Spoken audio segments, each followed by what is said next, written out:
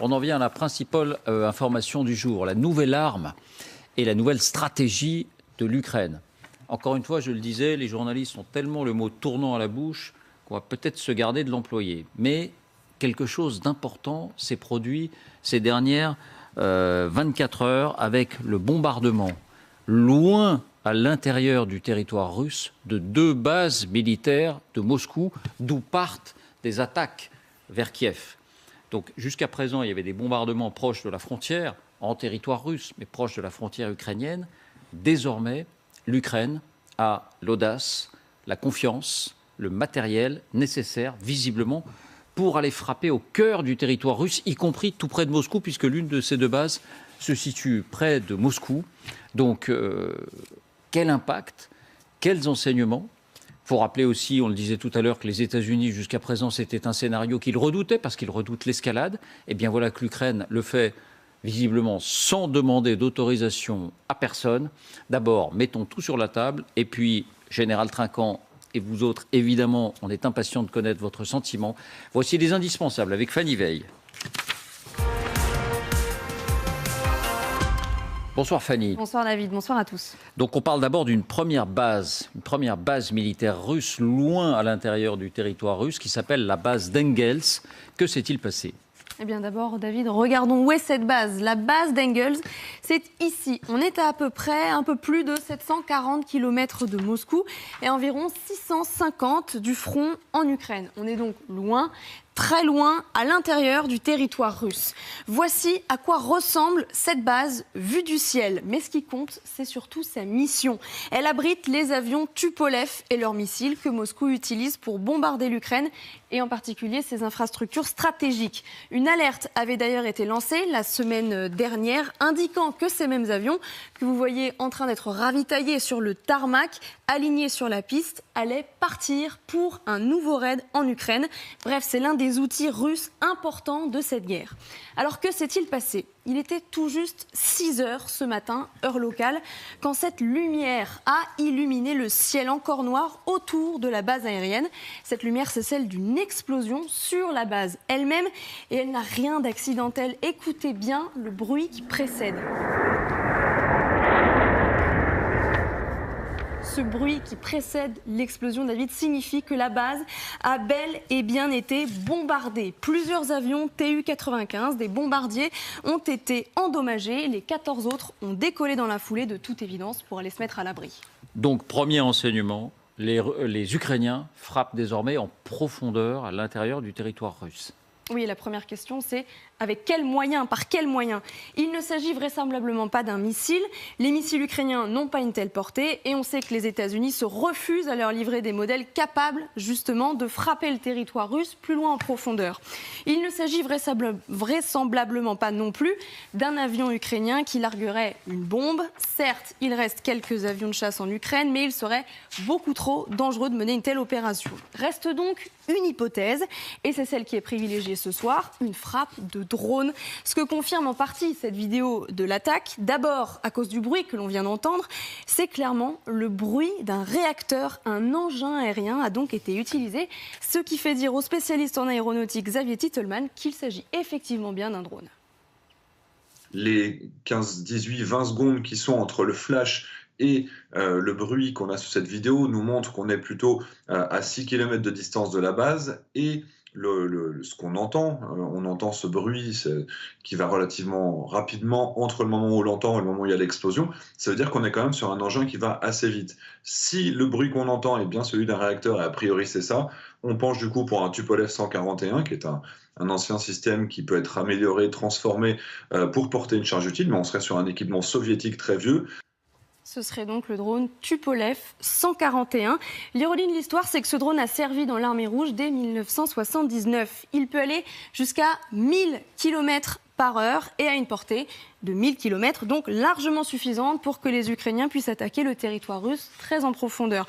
Moscou affirme d'ailleurs ce soir, ces dernières minutes, que l'Ukraine a bien frappé, je cite, avec un drone de conception soviétique, ce qui confirmerait donc cette piste. L'autre piste que l'on avait jusque-là, c'était le dernier drone développé par l'Ukraine elle-même, lui aussi à une portée de 1000 km. Et coïncidence, les Ukrainiens ont annoncé avoir mené des tests sur ce drone seulement quelques heures avant la frappe, ce qui rendait suspecte cette frappe qui aurait donc pu être une démonstration grandeur nature. D'un mot, David, j'ajoute, vous l'avez dit, que ce n'est pas la seule frappe sur le sol russe aujourd'hui. Une autre a eu lieu ici, sur cet autre aérodrome, Ryazan. C'est à 200 km seulement au sud-ouest de Moscou. Et là aussi, tout s'est passé très tôt ce matin, avant les premiers rayons du soleil. Les images ressemblent à celles que l'on a vues pour la base d'Engels. On distingue une explosion au loin. Et cette fois, ce serait un dépôt de carburant situé près de l'aérodrome qui aurait été frappé. Plusieurs personnes ont été tuées dans l'explosion, blessées mortellement, dit Moscou. Les Russes accusent Kiev d'être responsable de ces deux explosions. Bon, alors voilà, ça c'est des informations donc très importantes. Des frappes aussi lointaines, d'un mot Fanny, des frappes aussi lointaines à l'intérieur du territoire russe, est-ce que c'est une première ? Bien, avec l'objectif de frapper des bases militaires russes de cette importance, oui évidemment. Mais de fait, on a le sentiment depuis le début de l'automne que les Ukrainiens ne se l'interdisent plus. Évacuons les bombardements ukrainiens contre les dépôts pétroliers ou les centrales électriques de la région de Belgorod parce qu'ils sont juste de l'autre côté de la frontière ukrainienne. En revanche, oui, les Ukrainiens semblent frapper de plus en plus loin. Souvenez-vous, mi-novembre, le terminal pétrolier du port de Novorossiysk en Russie avait été frappé par un drone naval. Les Ukrainiens n'ont jamais revendiqué cette attaque, mais tous les désignent. Souvenez-vous aussi, à peu près à la même période, de cette usine de missiles à Podolsk. C'est dans la région de Moscou. Elle avait été frappée et elle avait pris feu. C'est ce que vous voyez à l'image. L'attaque n'avait là non plus pas été revendiquée. Merci Fanny. Voilà, on a changé de catégorie. On a changé de catégorie avec les deux frappes de ces dernières heures. Vous mentionniez, Fanny, le commentaire, la réaction de la Russie, du ministère russe de la Défense. Donc, alors c'est assez étonnant parce qu'à la fois la Russie reconnaît effectivement que ce sont deux drones ukrainiens qui sont venus frapper si loin sur le sol russe. En même temps, ils minimisent les frappes, disant ils ont tenté de le faire, ils ont touché légèrement deux avions et puis se sont abattus pas très loin. Nous avons retrouvé les débris. Enfin, il y a quand même eu 3 militaires russes tués. Donc visiblement, ils ont bien dû réussir à frapper leur base. Alors, beaucoup de questions se posent. Il y a des questions techniques et puis peut-être des questions stratégiques. Je me tourne vers vous, évidemment, Général Trinquant. D'abord sur les moyens techniques. Donc, ces drones, ces très anciens drones, visiblement, on découvre un peu leur existence. On découvre que l'Ukraine dispose dans son arsenal de ces drones de fabrication soviétique qui lui permettent de frapper à 1000 km. Oui, alors est-ce qu'on en avait connaissance ? D'abord, l'Ukraine dispose de beaucoup d'armements qui datent de l'époque soviétique, qu'elle a gardé. La seule chose qu'elle a éliminée, c'est l'armement nucléaire. Pour le reste, elle a gardé beaucoup de choses. Ça, c'est le premier point. Ensuite, je ne suis pas sûr que ce soit ce drone-là, mais plutôt le drone ukrainien dont on a parlé tout à l'heure. Le tout nouveau. Parce que j'ai trouvé qu'il y avait une déclaration très marketing de la société, qui était étonnante, qui, avant les frappes, dit, c'est un porte-parole de la société, pas de l'Ukraine, qui a dit « Notre drone est au point, il lui manque plus qu'un test militaire opérationnel ». Oula. Donc c'est intéressant. Quand le commerce et la guerre font bon ménage. Oui, mais oui. C'est du business, ça aussi. Mais c'est encore plus intéressant. Oui, c'est plus intéressant parce que ça veut dire... vient de mettre au point, oui, mais elle d'intégrer ces drones. Elle l'a déjà fait. Je rappelle que quand le bateau... le Moskva, voilà, a été coulé, c'était aussi un drone modifié par les Ukrainiens. C'était un drone qu'ils avaient, le Neptune, qui avait été modifié par eux. Donc les Ukrainiens, depuis le début de la guerre, sont excellemment forts pour modifier, arranger et utiliser. Ça, c'est sur l'aspect technique. Maintenant, sur l'aspect... Aidé par les Américains, peut-être. Pas forcément. Ils sont capables de le faire tout seuls. Je veux dire que là, c'est sûrement quelque chose qu'ils ont fait tout seuls, parce que les Américains c'est vrai. Les auraient probablement pas aidés à frapper si loin. Ils les auraient dissuadés de le faire. Je rappelle que les Américains, sur les HIMARS, disaient on va leur donner 80 km, pas 300, pour pas qu'ils tapent trop loin. Bon. Deuxièmement, sur l'usage opérationnel.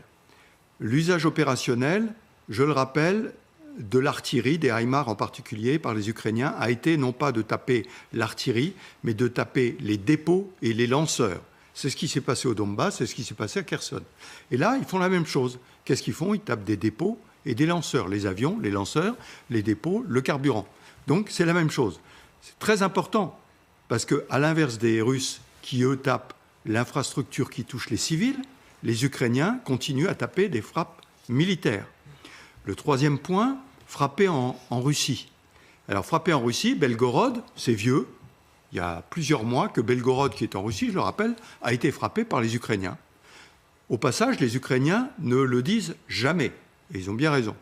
Ils ne revendiquent jamais ces frappes. Exactement, ils ne le revendiquent pas. Et Belgorod, c'était près de la frontière. Voilà. Mais là, ils frappent beaucoup plus loin.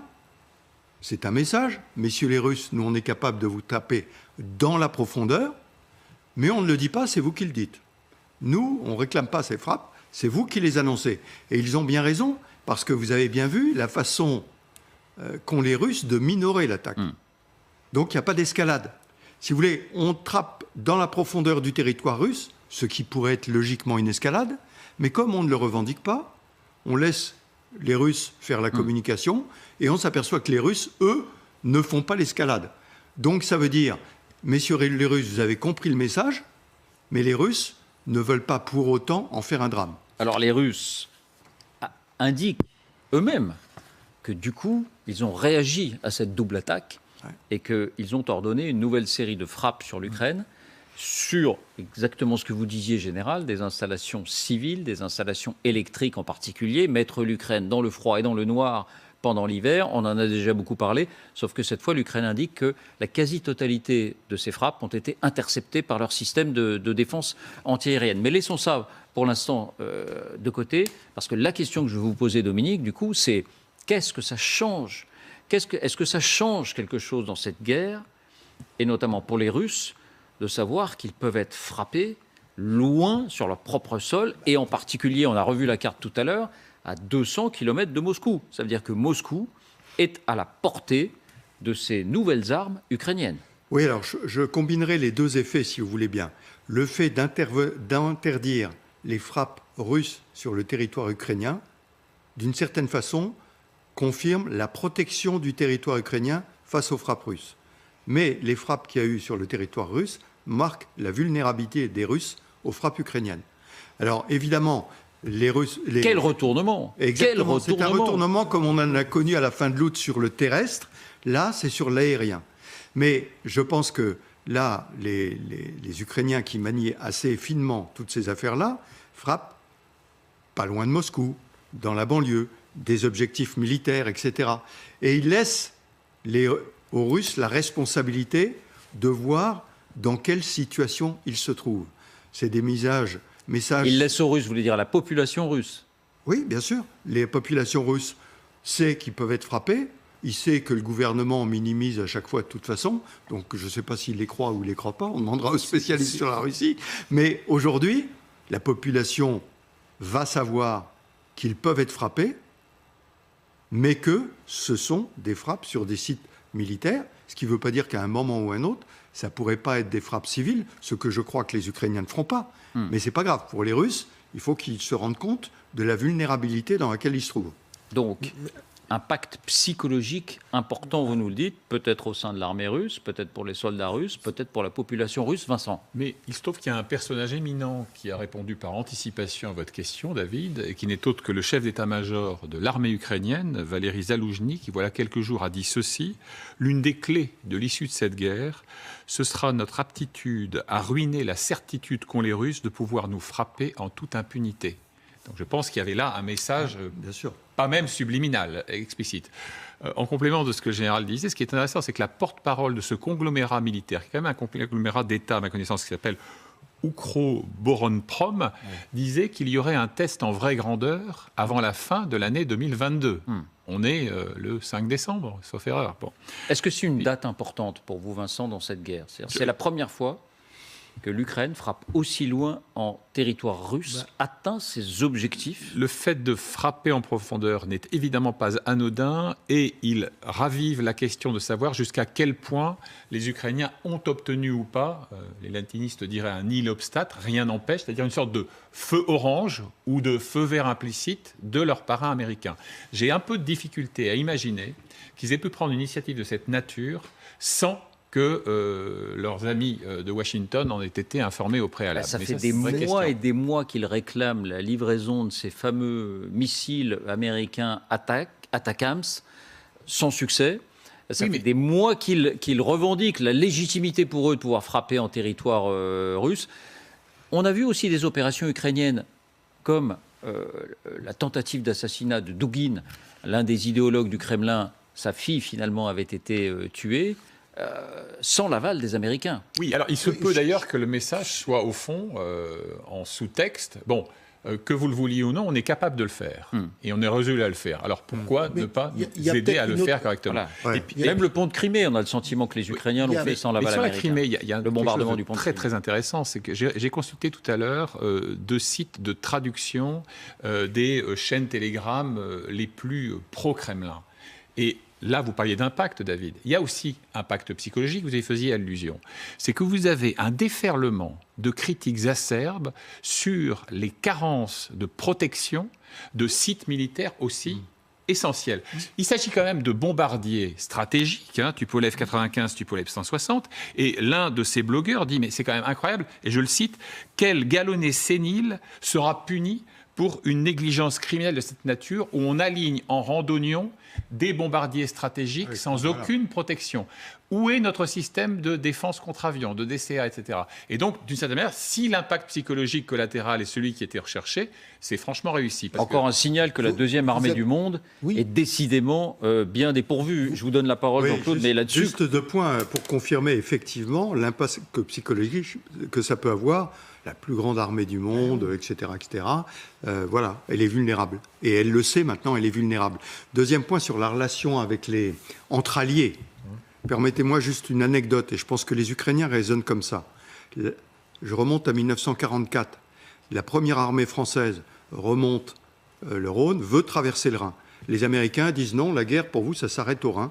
En France, après, en Allemagne, c'est plus votre domaine. Le général Delattre fait mettre des ponts, franchit, et avec l'accord de son camarade américain, fait remplir les réservoirs, va jusqu'à Stuttgart. Voilà des rapports entre alliés.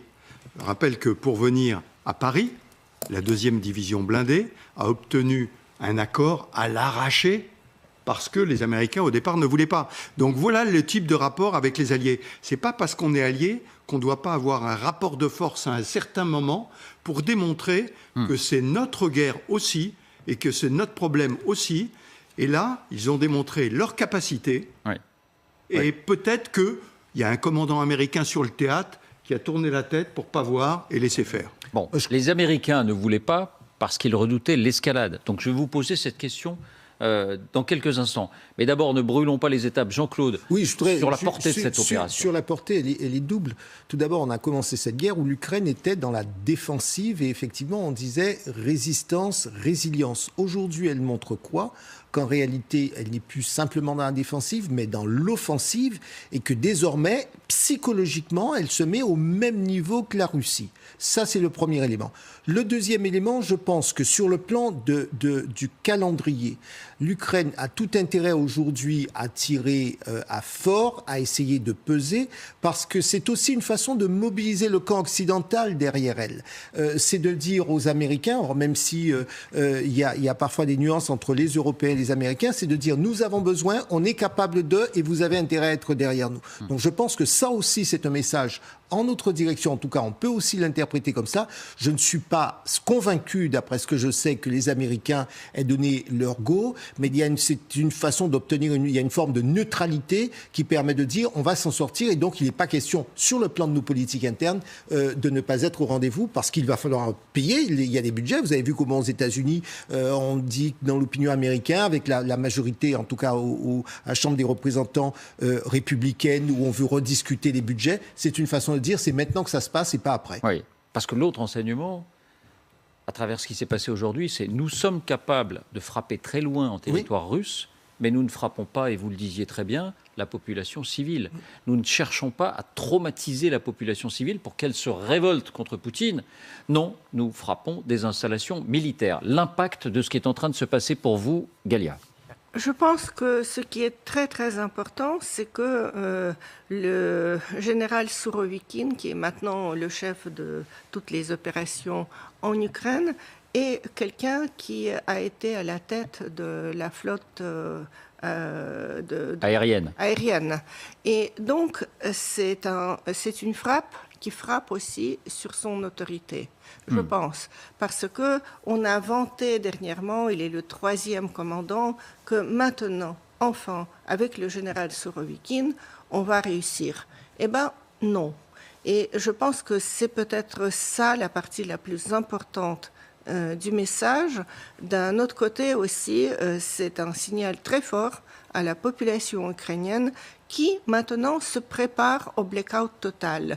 J'ai écouté toutes sortes d'enregistrements. Par représailles, vous voulez dire? Oui.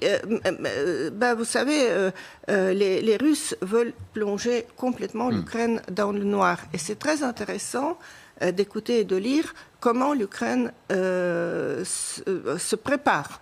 Parce que c'est une population qui agit à l'horizontale avec des liens horizontaux et donc chacun sait ce qu'il a à faire s'il y a le blackout total. Il faut partir à la campagne, il faut préparer la nourriture, il faut savoir comment et où descendre, etc., etc. Mais l'impact maintenant sur la Russie elle-même, sur l'armée russe, sur la population russe. Voilà, vous habitez à 650 km de la frontière ukrainienne. Vous habitez à 200 km de Moscou, donc très loin aussi en territoire russe. Mais vous n'êtes plus à l'abri de ces frappes, de ces drones ukrainiens. Et je pense que, mais surtout, je pense que l'objectif, c'est pas parce qu'ils ont détruit ou partiellement détruit 2 avions, les Ukrainiens, que les frappes contre leur territoire vont s'arrêter. La Russie a encore suffisamment d'avions. Maintenant, il est question aussi de les disperser sur plusieurs bases pour qu'il n'y ait pas cette concentration. On s'étonne pourquoi ils ne l'ont pas fait avant. Mesure de protection élémentaire. Vous bien sûr. Voilà. Mais pour moi, le plus important, c'est que le général Sourovikine commence à être très sérieusement aussi compromis. Oui. Bon. Maintenant, je voudrais vous poser 2 questions importantes. Il ne commande plus l'armée de l'air. C'est pas sous son autorité, l'armée de l'air. Il est commandant de théâtre en Ukraine. Il ne commande plus l'armée de l'air. Mais il vient... Non, c'est psychologiquement qu'il soit touché, d'accord. Mais ce n'est pas son autorité qui est mise en doute, là. Bon. Okay. Première question, l'argument américain. Non, nous ne vous livrerons pas ces fameux missiles Attackams parce que leur portée est très très longue. Je crois qu'on parlait 350. De... Combien ? 350 km. Là, on voit des frappes à 650 km à l'intérieur du territoire russe. Donc les Américains disaient on ne vous les livre pas parce que ce serait l'escalade. Alors peut-être qu'ils pensaient que ce serait l'escalade parce que c'était des missiles américains et donc que, vieille rhétorique russe depuis le début de ce conflit, Moscou les pointerait comme étant co-belligérants, peut-être. Mais peut-être qu'ils imaginaient aussi qu'à partir du moment où la Russie serait frappée loin sur son sol, à ce moment-là, ça déchaînerait toute sa violence. Vous me direz, sa violence est déjà en grande partie déchaînée à travers ces bombardements contre les civils. Est-ce que l'idée de l'escalade, du risque d'escalade, dès lors qu'on frappe le territoire russe loin à l'intérieur de son sol, cette idée-là, il ne faut pas la considérer. Enfin, non, elle n'a pas lieu d'être. Je pense que la déclaration faite par les Russes répond à votre question. Premier point, ils auraient pu dire, c'est sûrement des armes américaines. Après tout, un mensonge de plus, c'est pas très grave. Ils auraient pu dire ça. Non, tout de suite, eux disent ce sont des armes ukrainiennes. D'ailleurs, ils disent ce sont d'anciennes armes soviétiques utilisées par les Ukrainiens. Donc ça veut dire on n'est pas en confrontation avec les États-Unis. Premier point, de l'escalade qui ne grimpe pas. Deuxième point, finalement, il y a des dégâts limités. Donc il n'y a pas d'escalade. Donc je pense que les Russes ont répondu directement en disant, on n'est pas en confrontation avec les États-Unis, puisque nous déclarons que ce sont des armes ukrainiennes. Personne n'a dit quelles étaient les armes. 2, ce sont des dégâts mineurs. et donc il n'y a pas vraiment d'escalade. Donc je pense que même si c'est dans la profondeur, les Russes ont répondu, et c'est intéressant qu'ils répondent tout de suite. C'est-à-dire qu'ils laissent pas le temps à l'escalade de grimper. Tout de suite, ils désamorcent les choses. Donc je pense que c'est eux-mêmes qui ne veulent pas cette escalade. Dernière information à l'instant qui nous vient de Moscou. Vladimir Poutine a été informé de ce double bombardement loin dans le territoire russe. C'est ce qu'indique son porte-parole Dmitri Peskov, qu'il a indiqué d'une façon, qui relativise énormément ces événements. Le président reçoit régulièrement des informations venant des services appropriés sur tout ce qui se passe et il n'y a pas eu d'autres commentaires. Mais oui, Vladimir Poutine a été informé. L'autre question que je vous pose, c'est est-ce que vous êtes d'accord pour considérer qu'il est parfaitement légitime de la part des Ukrainiens d'attaquer même en profondeur dans le territoire russe les bases qui concourent à bombarder leur propre sol? Je pense que tout le monde sera d'accord là-dessus. Oui, Pour une raison très simple, c'est que n'oublions pas que ces pistes qui ont été visées donc ce matin sont considérées comme des rampes de lancement de certains des bombardiers qui frappent des infrastructures énergétiques, donc civiles également, en Ukraine. On ne peut pas faire grief à un pays souverain agressé d'invoquer en l'occurrence la légitime défense, c'est-à-dire d'essayer de tarir même de manière relativement modeste, le flux de morts qui est déchaîné du ciel. Mais sur la question de la légitimité, ce qui est très intéressant, c'est qu'en miroir, l'un de ces blogueurs militaires ultra-faucons du Kremlin disait tout à l'heure, en s'adressant aux Ukrainiens, bravo pour ce que vous avez fait, votre anéantissement nucléaire complet sera notre réponse légitime. Votre anéantissement nucléaire complet Sera notre réponse légitime, on reste sur le terrain de la légitimité, à cette agression. On est comme toujours dans cette inversion des valeurs frénétiques, mais vous voyez que la question de la légitimité, elle peut être manipulée par l'un et l'autre camp. Mais pour revenir à votre question, évidemment, je ne vois pas au nom de quoi on pourrait interdire aux Ukrainiens d'essayer encore une fois de limiter les désastres qui touchent leur population civile dans l'ensemble du pays. Pourquoi je vous pose la question? Pardonnez-moi, peut-être vous me voyez venir. Mais si on est légitime à bombarder les installations militaires qui elles-mêmes vous bombardent, est-ce qu'on n'est pas légitime à bombarder ceux qui donnent les ordres à ces installations militaires de vous frapper? Et dans ces cas-là, ça veut dire que puisque désormais les Ukrainiens ont la possibilité de frapper à 500, 600, 700 km de profondeur, est-ce qu'ils auraient légitimité à frapper, pardon pour le gros mot, le Kremlin, par exemple? Ils l'ont déjà fait en partie, c'est-à-dire que non pas le Kremlin, mais enfin il y a le Moskva, et puis vous souvenez-vous de la douzaine ou de la quinzaine de très hauts gradés de l'armée russe qui ont été eux-mêmes ciblés, visés et neutralisés, sans que cela déchaîne quelque feu nucléaire que ce soit. Sur le terrain ukrainien, il y a deux sujets. Il y a un sujet technique, le ciblage. Comment voulez-vous tirer de façon précise, quand je dis précise, c'est au mètre, sur une autorité actuellement en responsabilité en Russie? C'est techniquement pas possible pour les Ukrainiens. Vous dites que c'est plus facile de bombarder une base aérienne oui, elle ne bouge pas.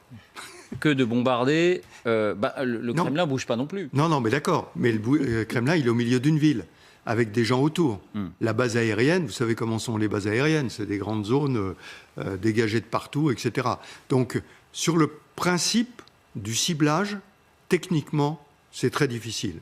Deuxièmement, et lié à ce problème de ciblage, si vous tirez, vous prenez le risque de tirer dans des zones habitées, vous prenez le risque que prennent facilement les Russes en disant je détruis une centrale électrique qui est à côté de maisons, et si ça tape sur les maisons, c'est pas grave. Les Ukrainiens ne peuvent pas se permettre de faire ça. C'est impossible. Il ne faut pas utiliser les mêmes armes que les Russes si vous voulez apparaître comme un défenseur de votre pays. C'est ça l'argument. Ah bah oui. Non mais vous voyez, c'est important de dire l'argument... On défend des valeurs. Oui, c'est le risque de dégâts collatéraux. L'argument, c'est pas de s'en prendre à une autorité politique, celle qui dit aux généraux, celle qui dit à la base, allez-y, frapper le territoire ukrainien. Je crois que, évidemment, Jean-Claude. on a dit deux choses. Légitime défense. C'est une question éthique. Oui, hein, oui, pardon. non, mais il y a une question éthique et puis il y a une dimension à la fois juridique et politique. Parce que légitime défense dit, et on l'a bien entendu il y a 15 jours par le secrétaire général de l'OTAN, de dire l'ultime responsable dans cette histoire, c'est la Russie. Parce que c'est la Russie qui a attaqué, qui est entrée en guerre. Donc, il y a une légitime défense de principe. Pour autant, après, en fonction des événements, on pourrait être amené à regarder quel est le ciblage, est-ce qu'il s'agit d'un accident ou pas. Et là, effectivement, et je pense que les Ukrainiens ont tout intérêt à être prudents parce qu'eux ont besoin de l'Occident. Et l'Occident, les États-Unis ne souhaitent pas, l'Europe ne souhaite pas partir en guerre comme cela contre la Russie. Donc, les Ukrainiens savent très bien que si ça dérapait, il pourrait y avoir un risque de dislocation du camp politique, j'ai envie de dire, occidental. Mais, pardonnez-moi, mais oui. Pour une fois, enfin peut-être pas pour une fois, mais la question de principe est intéressante. En clair, si les Français avaient possédé un missile, une fusée capable d'atteindre Berlin en 1940 ou 1941, est-ce qu'ils auraient été fondés à tenter de bombarder la résidence d'Hitler ? Non, mais bombardement sur Berlin, dès le début de la guerre, les Britanniques l'ont fait. Hein. On bombardait Berlin dès le début de la guerre. Sauf qu'à l'époque, les armes ne permettaient pas ce type de truc.